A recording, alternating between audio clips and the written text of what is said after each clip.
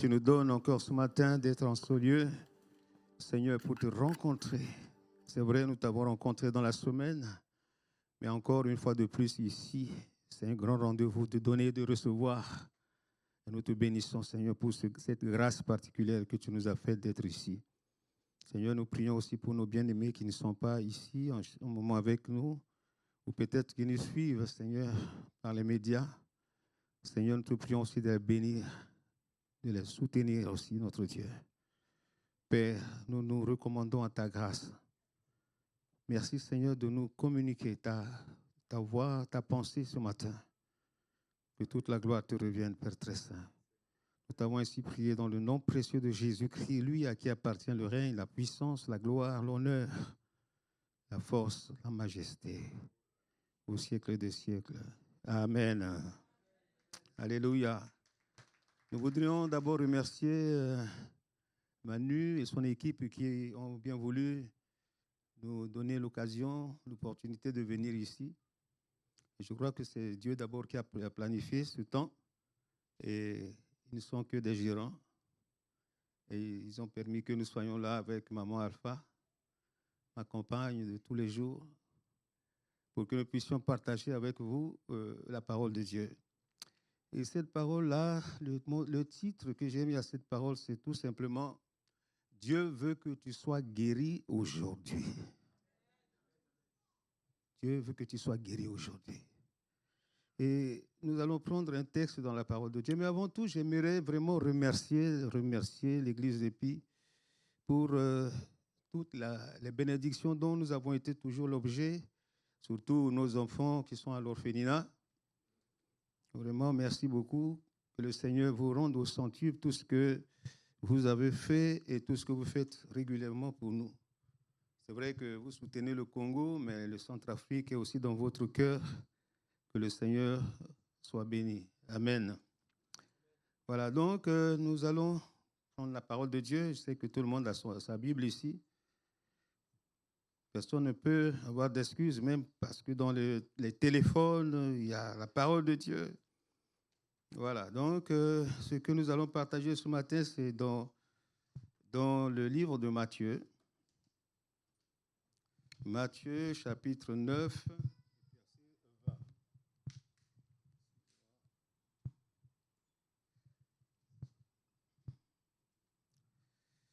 Voilà, à partir du verset 20. La Bible nous dit ceci. Et voici une femme atteinte d'une perte de sang depuis 12 ans s'approcha par derrière et toucha le bord de son vêtement, c'est-à-dire le vêtement de Jésus. Car elle disait en elle-même, si je puis seulement toucher son vêtement, je serai guéri. Jésus se tourna et dit, en la voyant, prends courage, ma fille, ta foi t'a guéri. Pas sauvé, mais c'est guéri ici, moi. Et cette femme fut guérie à l'heure même. Amen. Ce texte nous parle d'une femme, le témoignage d'une femme que Matthieu a bien voulu nous révéler ici. Une femme qui a souffert pendant 12 ans. Je sais que vous avez lu ce témoignage, vous avez certainement, le pasteur vous a prêché là-dessus. Mais le Saint-Esprit veut que nous revenions là-dessus ce matin pour la guérison peut-être d'une personne au milieu de nous. Peut-être d'une personne au milieu de nous. Cette femme, 12 ans de souffrance, elle a passé beaucoup de temps dans la souffrance. Et vous savez, quand vous êtes dans cette situation-là, vous êtes parfois rejeté par les autres. Et je crois que cette femme a connu ça. Elle a vécu ça. Elle a vécu vraiment une souffrance extrême. Et pendant ces souffrances, je suis sûr et certain que cette femme priait. Priait pour avoir une opportunité comme elle a eu pendant que Jésus était de passage là. Et la Bible nous dit qu'elle a dépensé beaucoup d'argent entre les médecins. Ça veut dire qu'elle était passée par plusieurs médecins sans gain de cause. Mais toujours, je le crois, fléchissant ses genoux toujours devant Dieu et Dieu va se souvenir d'elle. Vous savez, l'acte que cette femme a posé, personne ne peut poser s'il n'a pas le Saint-Esprit en lui. Et je crois que la prière de cette femme, la souffrance que cette femme a vécue, c'est ça qui a permis au Seigneur de lui donner, de la remplir par le Saint-Esprit et d'aller directement toucher le bord de vêtements de Jésus. Parce que la Bible nous dit qu'il y avait beaucoup de gens autour de Jésus. Une femme une femme qui a perdu son sang, qui est malade depuis 12 ans, mais elle était fébrile. Elle pouvait avoir, quelle force pouvait-elle avoir pour aller dégager les hommes vigoureux, les gardes du corps de Jésus qui étaient autour de lui, pour aller toucher le bord du vêtement de Jésus. Vous voyez, cette femme était revêtue.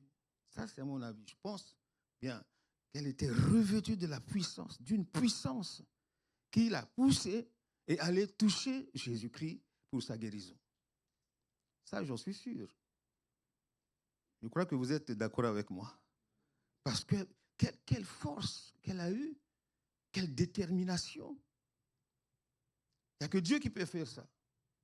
Et je crois que cette femme avait beaucoup prié pour que Dieu lui donne cette occasion-là. Vous savez que Jésus-Christ, il est le même hier, aujourd'hui, éternellement. Il n'a point changé. En lui, il n'y a point d'ombre de variation. C'est le Seigneur de gloire. Il est là même ce matin, aujourd'hui. Il est là ce matin, il veut guérir quelqu'un.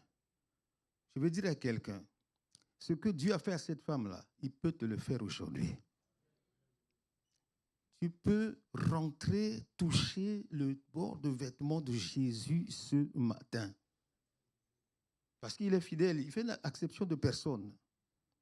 Vous savez, dans l'acte que cette femme a posé, nous pouvons tirer quelques vertus là-dedans qui peuvent nous aider en tant que chrétiens et chrétiennes pour foncer, pour être toujours dans la même longueur d'onde avec Dieu, afin de tirer beaucoup de substance de lui. Amen, amen. Vous savez, le salut était pour les Juifs. Hein? Le salut était réservé aux Juifs. Mais Dieu nous a fait grâce. Hein? On était comme excusez-moi l'expression, des plantes sauvages dans la nature. Et Dieu nous a coupés et nous a greffés avec le bon tronc qui est Jésus-Christ. Si bien que tout ce que le Seigneur peut avoir comme substance, tout ça là, dans ses racines, tout ça, et le Seigneur fait monter cela et jusqu'à nous. Et c'est un privilège inouï, c'est une grâce particulière. Amen, amen. Là, donc, le Seigneur peut aussi nous aider ce matin. Peut-être on a vécu plusieurs années de maladie, peut-être vous avez vécu ça, peut-être vous êtes encore dedans. Peut-être que les médecins vous ont dit, mais ils ne peuvent rien faire parce que c'est vrai, ils sont limités.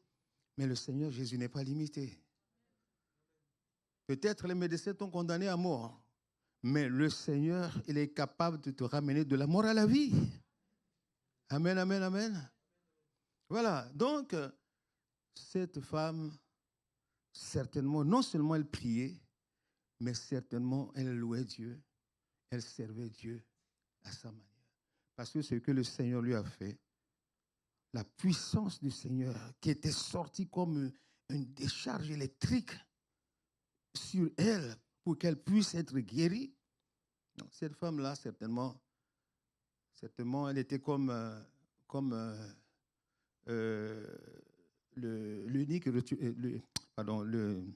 centenier romain. Vous savez, dans Luc chapitre 7, il nous est parlé du centenier romain. Ce centenier était à Capernaum, il était très, très, très, très gentil, il avait beaucoup d'amour pour les Juifs, alors que ses collègues, ce n'était pas ça. Et la Bible nous dit qu'il a construit même une synagogue pour les Juifs. Et quand son serviteur, auquel il était très attaché, était très, très malade, Et ses amis, il a envoyé ses amis vers Jésus pour lui dire de venir le guérir. Ça n'a pas été au départ facile, il a fallu beaucoup d'explications pour que Jésus puisse se tourner et aller vers cet homme. Mais qu'est-ce qui a convaincu Jésus? C'est que cette femme, ce centenier, il nous aime et c'est lui qui a bâti notre synagogue. Vous voyez? Et ça a touché Jésus. Et Jésus s'est tourné pour aller guérir son serviteur. Chemin faisant, il envoie dire à Jésus, je ne suis pas digne pour que tu viennes vers moi. Dis seulement une parole et mon serviteur sera guéri. 3 choses se sont dégagées de cela. D'abord, premièrement, l'amour pour les Juifs. Deuxièmement, la maison qu'il a bâtie, la maison de Dieu, le temple de Dieu qu'il a bâti. Et troisièmement, l'humilité qu'il avait. Seigneur, je ne suis pas digne pour que tu viennes chez moi. Et cet acte-là a posé quelque chose de la vie, c'est-à-dire a touché la vie de Jésus, qui va à distance envoyer la guérison. Amen, amen. Même à distance, Jésus peut envoyer sa guérison. Même ceux qui sont en train de nous regarder, Jésus à distance peut vous toucher là où vous êtes. Amen. Et vous voyez, cet acte-là a poussé Jésus. Exactement, je crois que cette femme aussi est passée par là. Et c'est comme la femme sur la minute aussi, qui après avoir prié, beaucoup prié, elle avait un problème d'enfant, elle ne pouvait pas avoir d'enfant. Et un jour, elle a construit une maison pour l'homme de Dieu qui passait régulièrement par là pour aller au Mont Carmel. Et il lui a donné de quoi manger. Et il s'est reposé. Et Dieu s'est souvenu de cette femme. Et cette femme qui était stérile, quand bien même que son mari était vieux, vous comprenez ce que je veux dire. Et s'il est vieux, ça veut dire quoi? Ça veut dire que... Amen, amen. Ça veut dire que l'épée est émoussée. Allez-y comprendre. Amen, amen, amen. Et Dieu s'est souvenu de cette femme. Et cette femme était conçue, elle a eu un enfant. Amen, amen. Et je crois de tout mon cœur que cette femme-là était passée par là. Et Dieu l'a vraiment guérie de sa maladie à travers Jésus. Amen, amen. Vous savez, j'ai beaucoup de respect pour les médecins. Les médecins sont des hommes capables à qui le Seigneur a donné beaucoup de sagesse et de connaissances, mais appuyés aussi par la technologie. Ils sont capables de faire des grandes choses. Amen, amen. Je ne dis pas que les médecins d'antan n'étaient pas... Non. À leur époque, ils ont travaillé aussi à leur temps. Mais Dieu leur a montré que malgré toute votre connaissance, malgré tout ce que vous pouvez avoir comme bagage intellectuel et tout, je reste toujours Dieu. Amen, amen, amen, amen. Et je loue beaucoup l'humilité aussi de nos médecins. Surtout les médecins chrétiens. On a un professeur chez nous, et mon cousin aussi, il est professeur en gynécologie, mais à chaque opération, il prie. Il demande la faveur de Dieu avant d'opérer. Amen, amen, amen. Alléluia. Voilà, donc les médecins ici, ils ont tout fait, ils ont travaillé, et ils n'ont pas eu gain de cause. Cette femme était toujours là. Mais c'était vraiment de la volonté de Dieu qu'elle passe par là. Amen, amen. Alléluia. Qu'est-ce que je veux dire maintenant? Je veux dire à quelqu'un qui est là ce matin, en ce lieu, que Jésus-Christ peut te guérir aussi aujourd'hui. Il peut te guérir. Regarde, il a fait à cette femme gratuitement. Et il peut aussi te faire gratuitement. Peut-être ton jour, c'est aujourd'hui.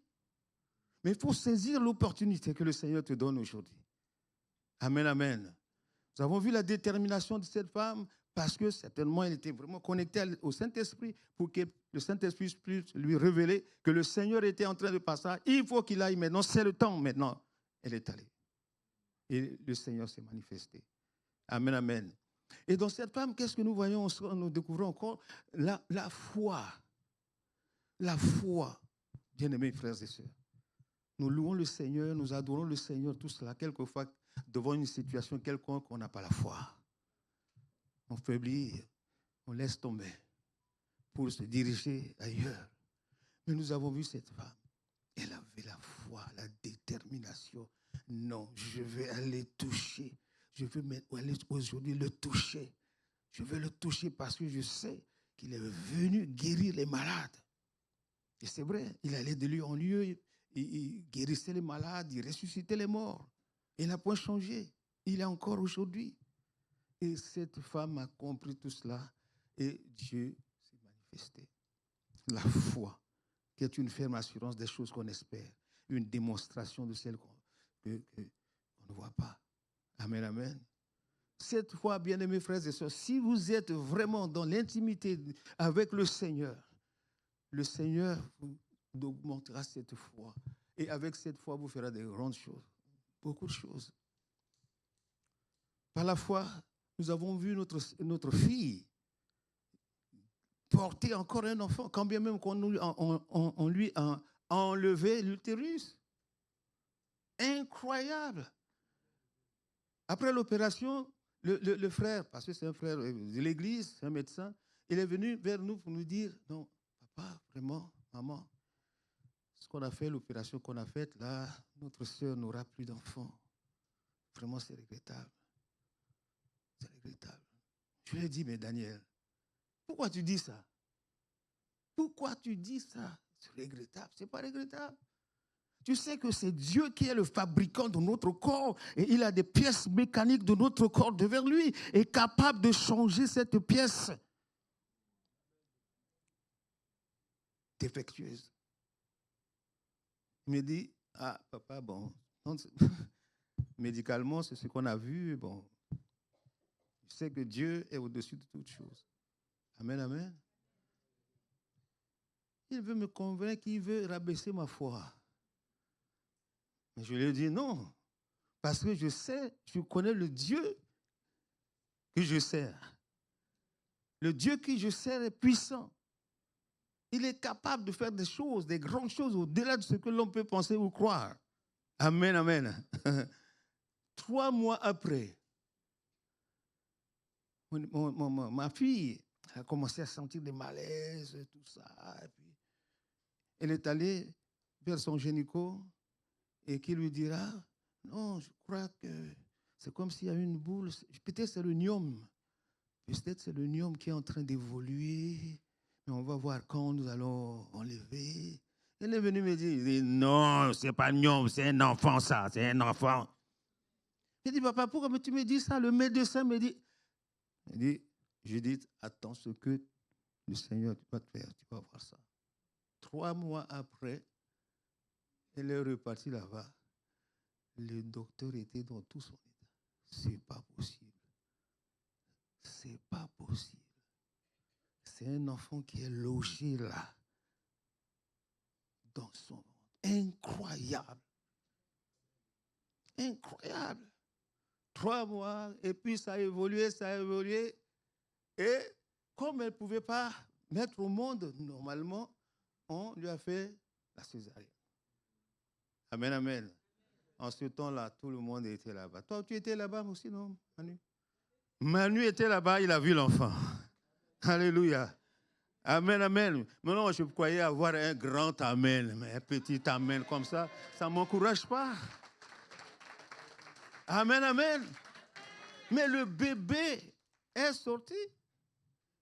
Même, quand bien même qu'elle n'a pas fait normalement comme d'habitude. Mais quand même, le bébé est venu. À l'étonnement du médecin. Et il a compris vraiment que Dieu est au-dessus de toutes choses. Il est capable de faire ce que l'homme ne peut pas faire. De toute manière, c'est lui qui nous a créés. Amen, amen. La foi. Ayez foi en Dieu. Ne baissez pas les bras quand vous avez quelque chose de grave. Peut-être devant les yeux, c'est grave, des gens, c'est grave. Mais devant Dieu, c'est rien du tout. Et j'ai compris cela. Depuis, j'ai compris. que mon Dieu que je sers, il est puissant. Il est capable.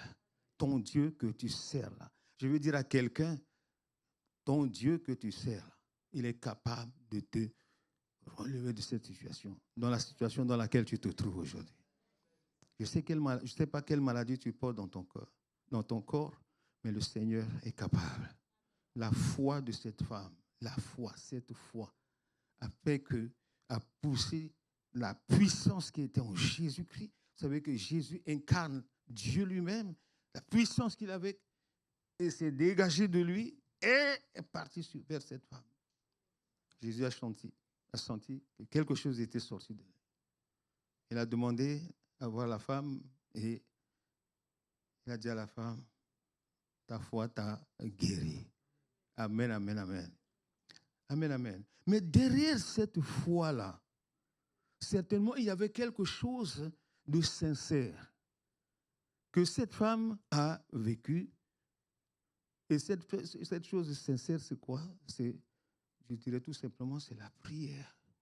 Vous savez, la prière n'est pas seulement un devoir chrétien, mais à travers la prière, il peut se passer beaucoup de choses. C'est pour cela qu'il faut comprendre. Parce que des fois, quand on prie pour le combat spirituel. Des fois, on prie parce que on a besoin de quelque chose, des prières égoïstes, par exemple. Mais ce que le Seigneur veut, c'est une prière sincère. Vous savez, Dieu, il est souverain. Hein? Il est capable de guérir, tu vois, par l'imposition des mains. Il est capable de guérir par la prière de délivrance. Il est capable de tout ça. C'est vrai. C'est écrit dans la parole de Dieu. Mais le Seigneur aime ceux qui le prient sincèrement. Avec un cœur sincère.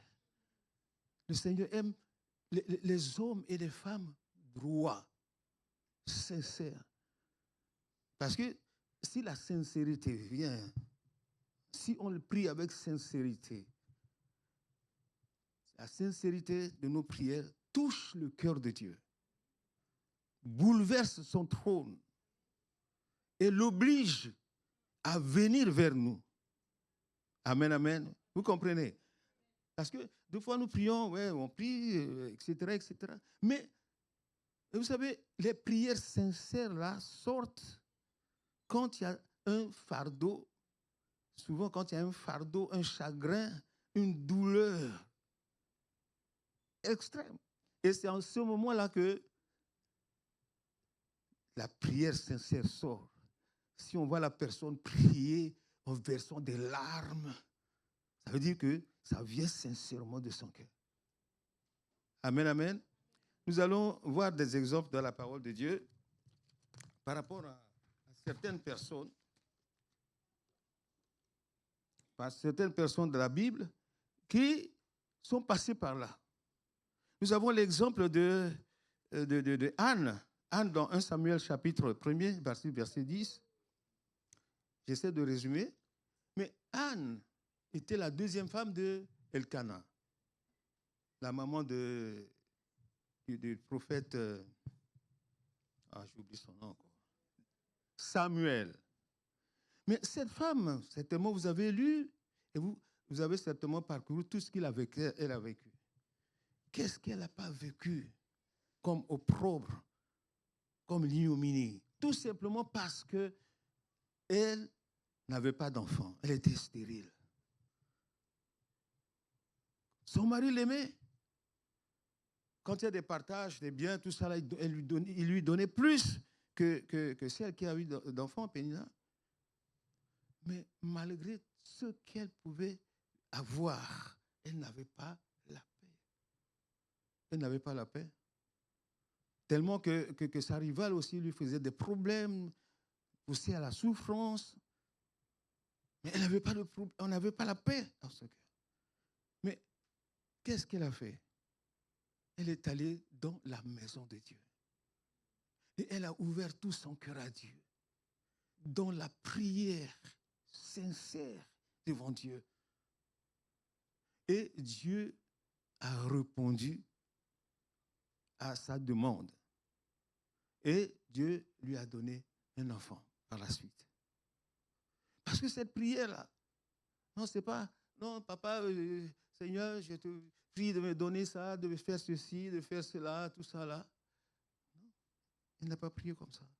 Elle a versé ses larmes devant Dieu. Et ces prières, la prière qui sortait d'elle, sortait vraiment de ses tripes.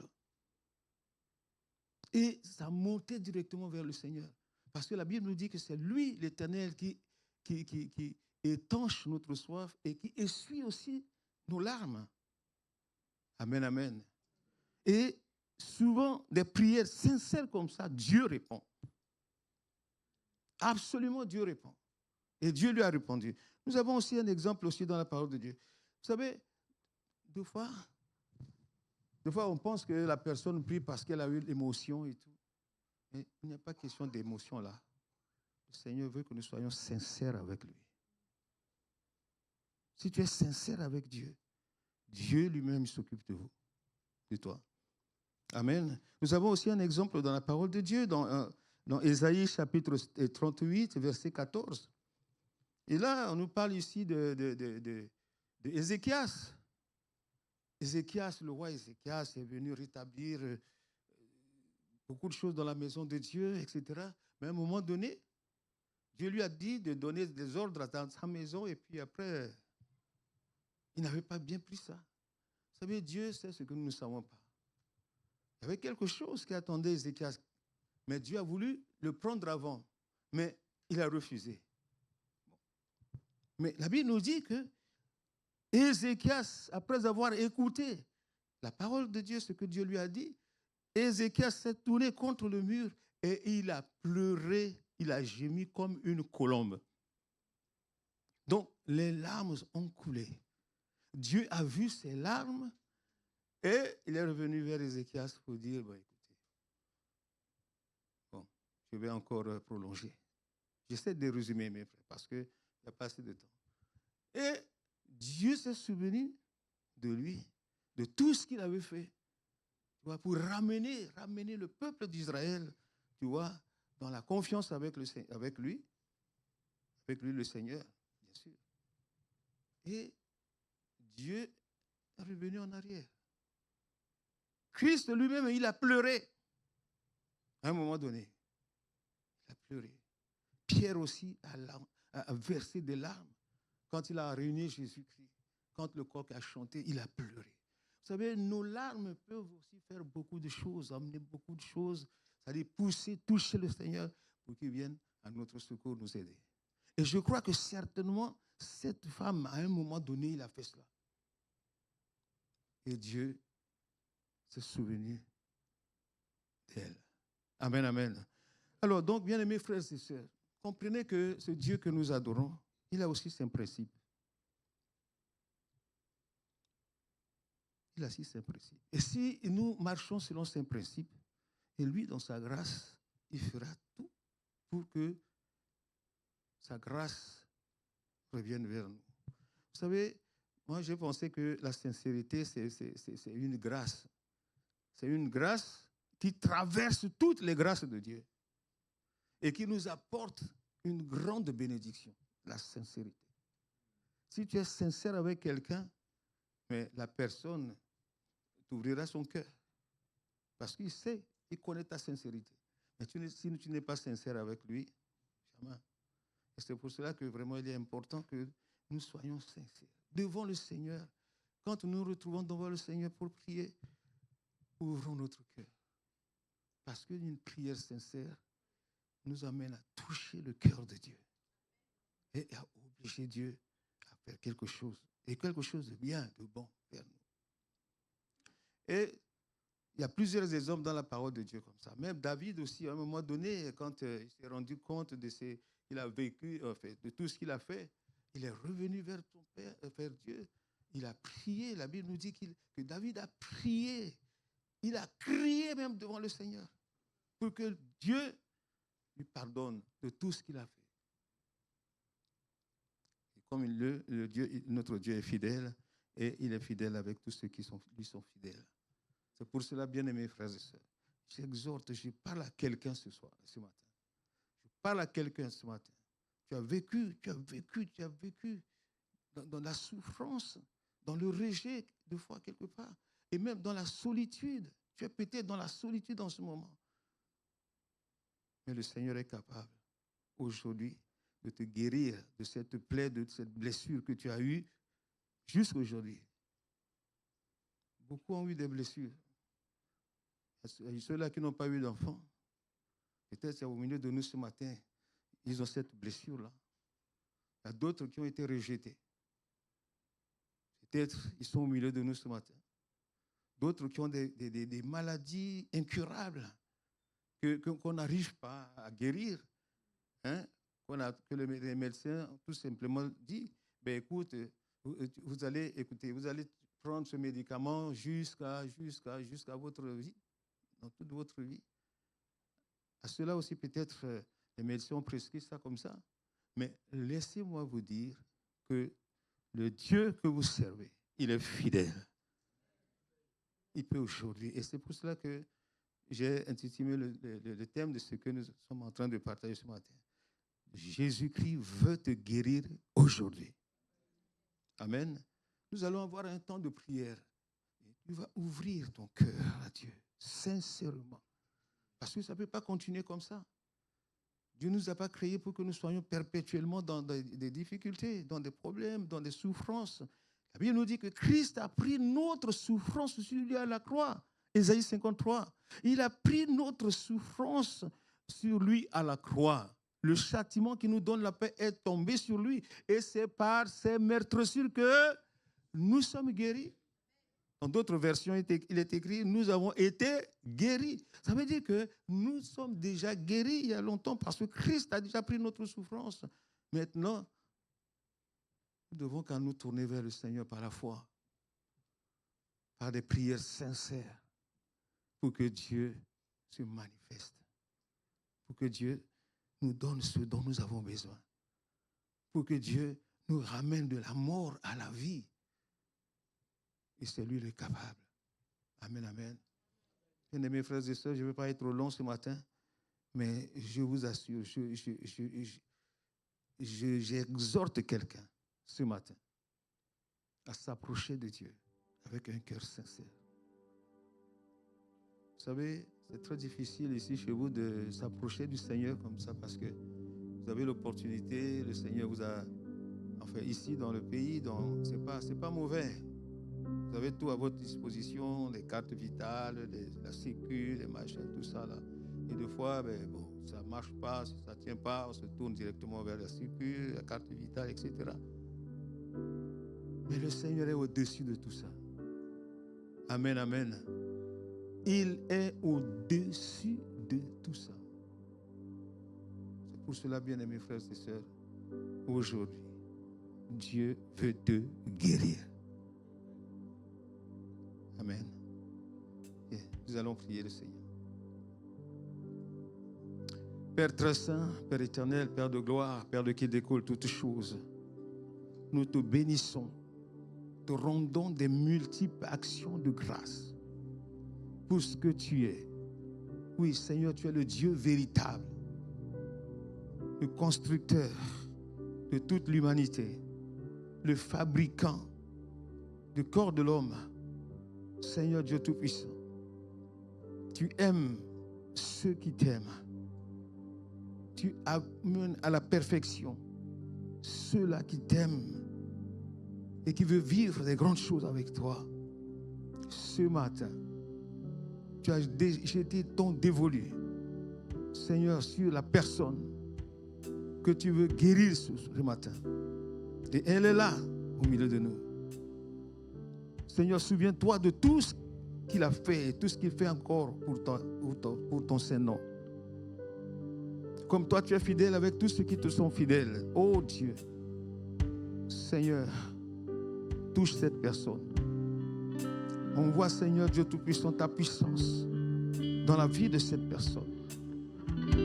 Oui, guéris cette personne pour qu'elle puisse témoigner, Seigneur Dieu Tout-Puissant, dans cette assemblée, que tu as fait pour lui des grandes choses. Parce que ta parole ne peut pas te revenir sans avoir accompli, Seigneur, ta volonté.